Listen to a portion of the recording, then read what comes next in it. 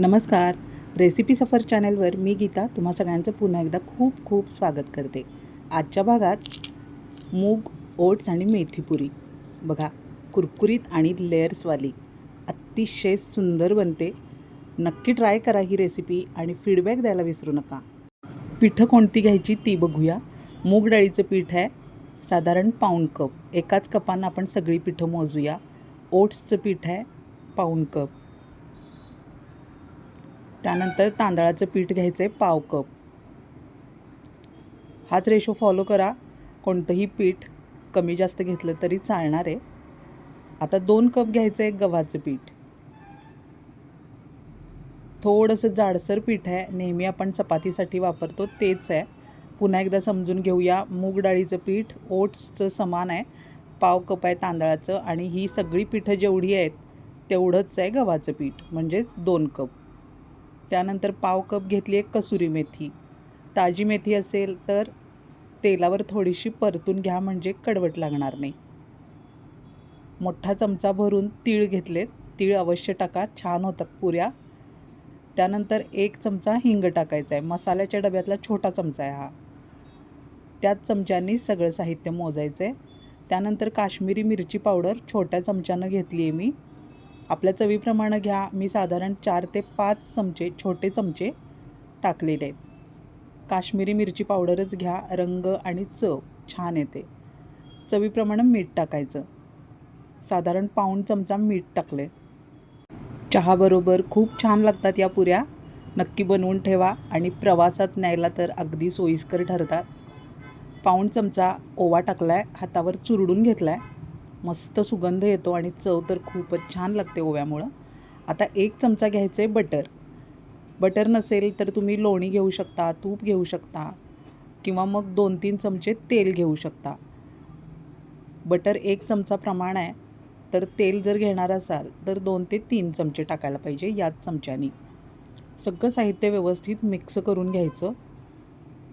खूप जास्त बटर टाकू नका, कारण त्यामुळं पुऱ्या तेलकट होतात.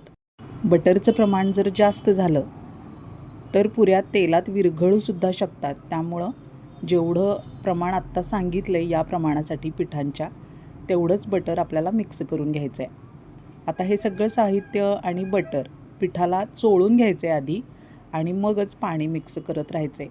पाणी जपून मिक्स करायचं आहे. खूप जास्त पाणी एकदम ओतायचं नाही.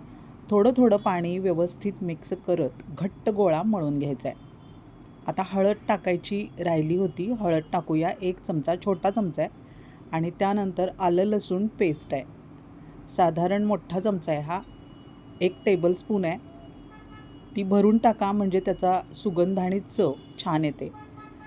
रेडीमेड पेस्ट आहे ही, तुम्ही घरची पेस्टसुद्धा वापरू शकता. घट्ट गोळा मळून घेतला आहे मी. अगदी सैलसर अजिबात मळायचा नाही, नाहीतर पुऱ्या सैल पडतील आणि जे आपल्याला लेयर्स पाहिजेत ते बनणार नाहीत. त्यासाठी आपल्याला घट्ट गोळा मळून ठेवायचा आहे. फक्त 10 ते 15 मिनिटांसाठी सेट व्हायला आता ठेवून द्यायचं आहे.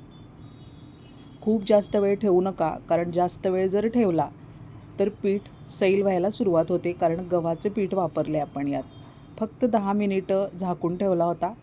आता पुन्हा आपल्याला तेलाचा हात लावून सारखा करून घ्यायचा आहे. आता याचे गोळे बनवून घेऊया. खूप मोठे अजिबात नकोत. मीडियम साईजचे 3 गोळे आपल्याला बनवून घ्यायचे आहेत. याच प्रमाणात बनवा, खूप मोठे अजिबात नको, कारण आपल्याला पुन्हा हे गोळे लाटून घ्यायचे आहेत आणि त्याची पातळ पोळी व्हायला पाहिजे. पोळपाटावर जेवढं पीठ बसेल तेवढंच पीठ घ्यायचं आहे. खूप जास्त जर जाड लाटलं गेलं तर अपेक्षित लेयर्स पडणार नाहीत आणि पुरी खुसखुशीत न होता ती दबदबीत राहील आणि फुललेली राहील. आपल्याला पुरी फुलू द्यायची नाही आहे, ती कुरकुरीत बनवायची आहे. त्यासाठी जी पद्धत आता मी सांगणार आहे लाटण्याची, तीच पद्धत तुम्ही फॉलो करा. साधारण मध्यम आकाराच्या पोळ्या आपल्याला लाटून घ्यायच्या आहेत. अशाच मी 3 पोळ्या लाटून घेतल्या आहेत. समान आकाराचे गोळे करायचे आणि लाटून घ्यायचं. आता बटर लावायचं आहे. अगदी पातळसर थर द्यायचा आहे. खूप जास्त प्रमाणात बटर लावू नका, पुऱ्या तेलात विरघळू शकतात. त्यासाठी बटर जपून वापरायचं आहे, कारण आपण पीठ मळताना सुद्धा बटर मिक्स केलं होतं. तो हिशोब लक्षात ठेवायचा आहे आणि अगदी पातळसर थर द्यायचा आहे. फक्त लेयर्स सुटावेत या हिशोबाने आपल्याला बटर लावायचं आहे. थोडंसं कोरडं पीठ अवश्य भुरभुरायचं आहे, त्यामुळं लेयर्स सुटतात आणि सुंदर पुऱ्या तयार होतात. आता दुसऱ्या पोळीलासुद्धा अशाच पद्धतीनं बटर मी लावून घेतलं आहे. खूप जास्त जाडसर थर अजिबात नको, पुन्हा एकदा सांगते आहे. त्यावर असं कोरडं गव्हाचं पीठ भुरभुरून घ्यायचं, म्हणजे लेयर्स छान सुटतात. आता तिसरी पोळी त्यावर थोडीशी अशी प्रेस करून बसवायची आणि आता या तिन्ही पोळींची अगदी पातळसर पोळी लाटून घ्यायची. जपून लाटायची, खूप जास्त जोरजोरात लाटायची नाही, कारण लेयर्स आहेत यामध्ये. व्यवस्थित आपल्याला पातळसरच पोळी लाटून घ्यायची आहे. पोळी जर तुम्ही जाड ठेवली तर पुऱ्या फुलतील आणि त्या कुरकुरीत न होता मऊसर बनतील. त्यासाठी आपल्याला ही काळजी घ्यायची आहे. एका बाजूला तेल तापत ठेवले. एकदा तेल तापलं की गॅस अगदी बारीक करून ठेवायचा. आता लाटणं आणि तळणं यातच ही पुरी कुरकुरीत बनणार की नाही हे ठरत असतं. त्यासाठी जे लेयर्स आहेत ते व्यवस्थित जपून पातळसर लाटून घ्या. आणि आता तळण्यासाठी काळजी म्हणजे एकदा तेल तापलं की अगदी गॅस बारीक करायचा. मंद गॅसवरच ही पुरी तळली गेली पाहिजे, तरच ती कुरकुरीत बनते. त्यासाठी काय ट्रिक वापरायची ते मी पुढे तुम्हाला सांगणार आहे. रेसिपी सफर चॅनेल अजून तुम्ही सबस्क्राईब केलं नसेल तर जरूर सबस्क्राईब करा, म्हणजे तुम्हाला अशा सुंदर नवनवीन आणि हटके रेसिपीचं नोटिफिकेशन लगेचच मिळेल. रेसिपी शेअर करा आणि कमेंटमध्ये सांगा व्हिडिओ कसा वाटला. व्हिडिओ आवडत असतील तर लाईक करा आणि हाईप द्यायला अजिबात विसरू नका. अतिशय सुंदर बनली आहे ही रेसिपी, नक्की ट्राय करा आणि फीडबॅकमध्ये सांगा कशी बनली आहे.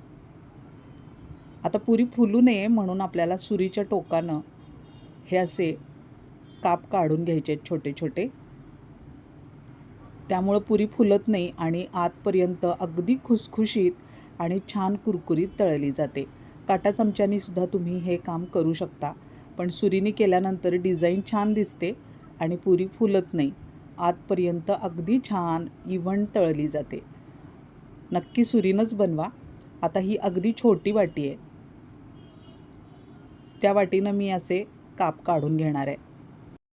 तुमच्याकडे जर कुकी कटर असेल वेगवेगळ्या आकारांचा तर त्याप्रमाणे तुम्ही पुरीचे आकार कट करून घेऊ शकता, पण वाटी सगळ्यांकडं ॲवेलेबल असते, त्यामुळं छोट्या वाटीनं हे आकार खूप सुंदर दिसतात.